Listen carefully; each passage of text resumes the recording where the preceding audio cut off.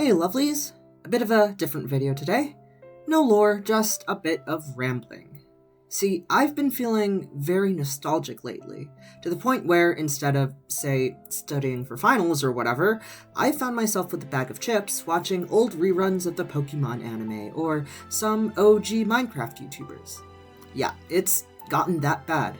I know how lame it sounds, but as I was in the midst of my nostalgia trip, I happened to be playing some Genshin. And it just hit me that I've been playing this game since version 1.2. Putting aside my personal nostalgia, it seems to me that we are at a very weird point in Genshin Impact right now, at least chronologically. That's not to say anything negative or too critical about Fontaine. I think Fontaine has been absolutely amazing so far, but we're in this strange point in Genshin Impact where the game has already been out for almost 4 years. We've explored 5 regions, and a new one is, relatively speaking, right around the corner. There's so much of Genshin Impact to look back upon, yet there is still so much to look forward to. Natlin, Snezhnaya, Conria, and whatever is next for Genshin Impact, we are in a stage of the game right now where we are sandwiched between the past and the future. And today, I would like to take the time to share some stories, feelings, hopes, and some advice as to how I am taking Genshin Impact right now. I remember first installing Genshin Impact back in early 2021. I knew nothing about the game, wasn't even familiar with any gacha games, and I certainly didn't know what I was getting myself into, but a friend recommended Genshin to me, and so I installed it.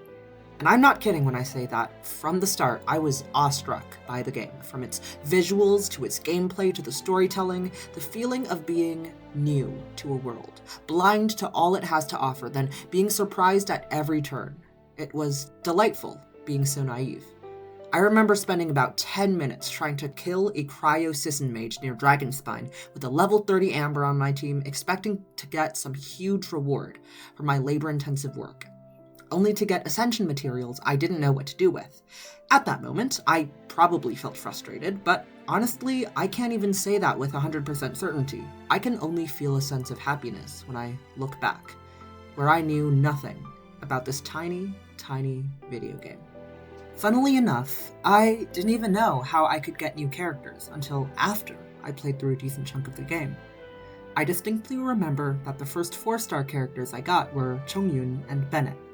I had no clue how to team build, so I just put Bennett on all my teams because I liked how he could hold down his skill and send himself flying away. There was no pressure to save primos for characters, no pressure to build a great team, only to build a team with characters you like, and every new corner of the game I discovered only made me fall in love with it a little bit more. And let's just talk about the story for a bit. I remember first playing the Mondstadt Archon quest and immediately being hooked. I would grind for hours just to get my adventure level up so I could progress through the story quickly. When I first got to Leah, I cried over how pretty it was. I had so much to explore back then. I knew nothing about the story, and I was surprised at every juncture. Every chest, every encounter with every enemy felt like a fresh, new challenge and experience. Gauging how I could navigate certain terrain, heck, even pulling for characters felt fun and exciting. For a while, at least. I got Zhao on his first banner and had an amazing time, pogo jumping all over enemies. Genshin also had the advantage of getting a huge boost from COVID, of course, so maybe having nothing else to do really also sweetened my memory of those early days. But like most things, the magic of the game started to wear off after some time had passed. I remember getting burnt out sometime after Inazuma came out.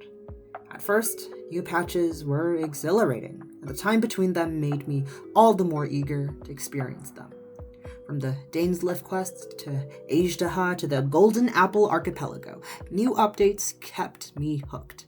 Then came Inazuma, its story and map expansion, and I fell in love with the new region and story immediately.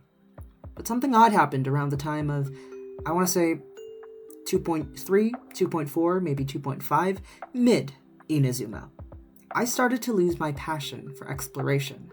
The new islands were fun to mess around with, but the puzzles were unlike anything I was used to, and the whole island region became a chore I had to do, and oftentimes with the help of some YouTube videos for particularly challenging puzzles. Ankanomiya came and went, and at first I loved the new landscape, the dark and foreboding underground. But I lost my passion to explore every nook and cranny. Then the long-awaited chasm came and went, same story there. Piles and piles of quests and stories, and exploration, and chests undiscovered, forgotten, as the magic of Genshin slowly faded away. I remember taking breaks here and there. I didn't play any Genshin at all near the end of the Inazuma patches. I hopped back on to play the Golden Apple Archipelago rerun, and even finished the story. It was enjoyable, but not nearly as magical as the first time around. We knew Sumaru was right around the corner, and I was eagerly awaiting. 4.0 came with the arrival of the Dendro element, the rainforests of Sumeru, and the beginning of the Archon quest. I wanted to fall in love with the game again. The rainforests of Sumeru looked so pretty, and so I explored around, pulling for some new characters, built them up, grinded for hours on end, and sunk my teeth into the story. Yet more and more quests were slipping away from my grasp.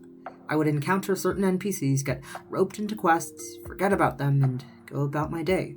The Archon quest was particularly rough before the finale, as I personally dislike the time loop trope, and the Sub-Zero's festival plot was just a glorified version of that. Then came the deserts, the area of the world that were unexplorable until you finished certain quests. And because of the amount of quests I've gathered, still incomplete to this day, it felt too overwhelming to start.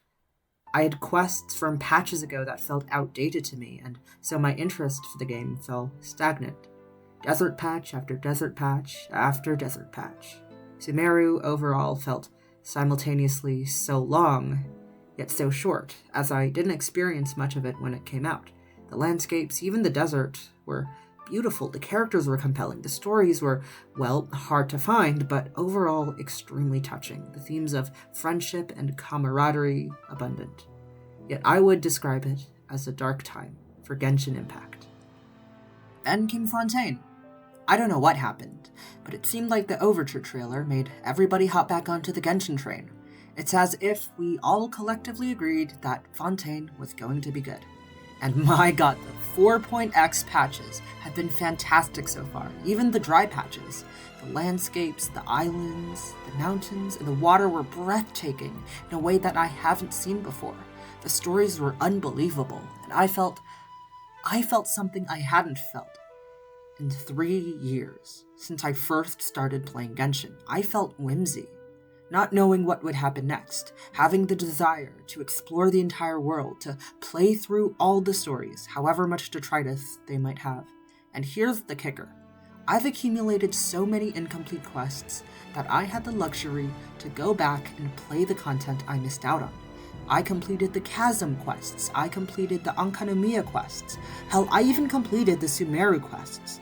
And I am being unironic when I say that I thoroughly enjoyed all the Sumeru quests, with Jet, the Pari, and with the Aranara. With my sense of whimsy back, these quests that I had no motivation to touch in the past were exciting again. I don't know what changed. Perhaps Fontaine was really that good, with all of the hype and marketing, and having the story, landscapes, and characters actually follow through with all the hype. Perhaps it's my personal nostalgia, cranked all the way up to 11. Maybe a combination of the two. Probably a combination of the two. But recently, I've been playing Genshin without any real worry about building characters or getting perfect artifacts or lamenting every time I lose a 50-50 to Chi-Chi. Well, maybe the last thing is a bit distressing, but anyway, I think I've fallen in love with the game again. I'm doing lots of uncompleted quests, exploring the world, just goofing around, and getting really invested in the deeper lore of the game. Perhaps you folks have found that out as well, a la the creation of this channel. Genshin has a lovely story with so many nuances and details below the surface, and I feel that not many people are even bothered to peek behind the surface and figure out what is actually happening in the bigger story. I'm not saying that that should be the prerogative of every Genshin player, but, well, I'll leave you with this piece of advice, if you will. All the way back in version 1.0, after you complete the Mondstadt Archon quest, Venti tells you, the destination is not everything, so before you reach the end, keep your eyes open. Use the chance to take in the world around you. That sentence never meant much to me, but as my passion for this game started to be reinvigorated, I came to appreciate it more and more. Sure, it's valid to try and optimize your characters to pump out insane damage numbers, play Spiral Abyss over and over again, but in reality, the more grindy aspect of Genshin always stressed me out to the point of frustration. There might be an argument that there's not much else besides combat in this game, besides the Archon quests, and to that, I implore you to dig a bit deeper. Explore the world. Don't expect to be bombarded with waves after waves of enemies, content, and cool cutscenes. Just experience the world. Let your sense of curiosity come back. If you see a glow in the distance, allow yourself to be intrigued. Walk towards it. Perhaps it's a chest. Perhaps it is a quirk of the environment. Appreciate it. Stop to sniff the flowers. Content is always coming. This game has delivered content consistently, whether it's quality content, filler, or absolutely amazing. There will be more to come. More adventures to be had. Plenty of them, in fact. There's no need to rush. Experience the world and make memories. I certainly have made many over the years. I hope to make many more. I hope you do as well.